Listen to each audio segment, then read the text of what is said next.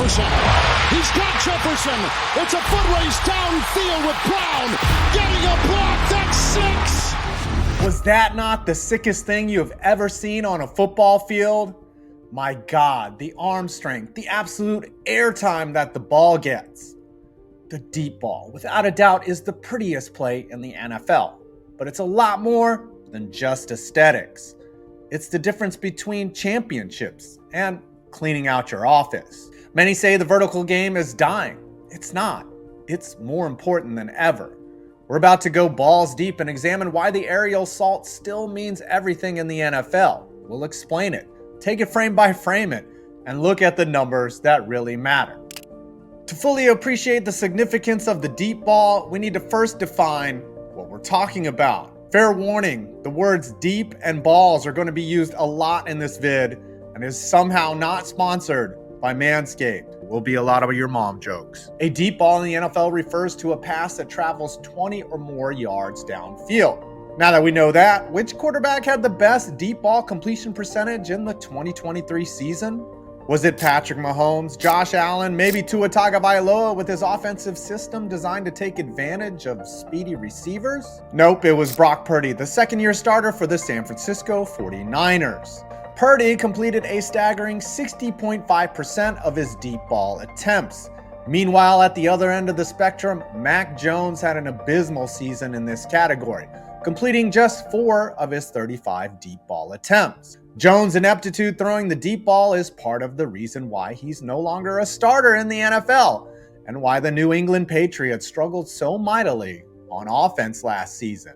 We'll dive deeper into these numbers later into the video. Let's first ask, why is the deep ball so difficult to pull off, and what makes it such a powerful tool for successful offenses? Throwing the deep ball successfully requires an almost perfect synergy between several critical elements. First, there's accuracy. It's not enough to just have a strong arm. Quarterbacks need to be able to place the ball in the perfect spot, often over the shoulder of the receiver or in stride as they're sprinting downfield. Ask your mom about deep balls being properly placed. A deep ball that's underthrown risks being intercepted, or at the very least gives the defense a chance to recover. On the flip side, a ball that's overthrown leaves the receiver with no chance of making a play. If you're a Giants fan, you know all about this shit. Not all quarterbacks have the arm to get the ball 50 or 60 yards downfield while maintaining velocity and accuracy. And if you are a Browns fan, you know all about this shit. This is why you see certain quarterbacks like Mahomes and Allen. They have the physical tools to launch the ball far, but they can also do it accurately. But accuracy and arm strength aren't the only factors in play. Physics also comes into the equation. The flight path of the ball, the angle of the release, and even the environmental conditions, wind and air pressure, can affect the trajectory of a deep pass. It's no wonder that the deep ball is one of the most difficult and simultaneously most rewarding plays in football. Now, before we dig a little deeper, if you're liking what you hear, please subscribe. I make football videos. In a league with 2 safety shells and deep coverage, the vertical attack is still essential. A well-executed deep passing attack forces the defense to account for the entire field. Sure, cover 2 might be a lazy default setup, but it can be defeated. When a defense has to worry about getting beaten over the top by a deep throw, it opens up all sorts of other opportunities for the offense. For one, it reduces the likelihood of blitzes. And now that we have a blitz-happy league, defenses that send extra rushers at the quarterback are vulnerable to the deep pass, leaving their defensive backs in single coverage with no safety help over top. In this scenario, a quarterback who can actually make a decision and get the ball out quickly to a receiver running deep can torch a blitz-heavy defense. The threat of the deep ball also opens up the running game. Defenses that are forced to respect the deep pass often have to keep their safeties farther back, which creates more space near the line of scrimmage for running backs to exploit. The old adage is true, run the damn ball. Also, don't be scared of those 2 deep safeties. Additionally, it exposes weaknesses in the secondary, particularly if a defense lacks the personnel to match up with speedy receivers or has cornerbacks who struggle in one-on-one situations. The deep ball can ironically open up the middle of the field. When defenses are stretched vertically, linebackers and safeties often have to drop deeper into coverage, leaving space in the intermediate areas for crossing routes, slants, and tight end plays. But what happens when you can't go down the field? Browns fan is firing up their keyboard right now. Like I said before, an overthrown ball can be an easy pick, while an underthrown pass gives defensive backs a chance to make a play on the ball and even pick it and run it back. But let's say it's a 3rd and long and your team sucks. Never underestimate the arm punt. Furthermore, relying too heavily on the deep ball can result in stalled drives. If a team fails to connect on deep passes, they can quickly find themselves in 3rd and long situations, which are notoriously difficult to convert unless you're the Chiefs. Sacks are another potential downside of deep ball attempts. Longer routes require more time to develop, and if a quarterback doesn't have the protection to wait for the play to unfold, they could end up getting sacked before they even have a chance to release the ball.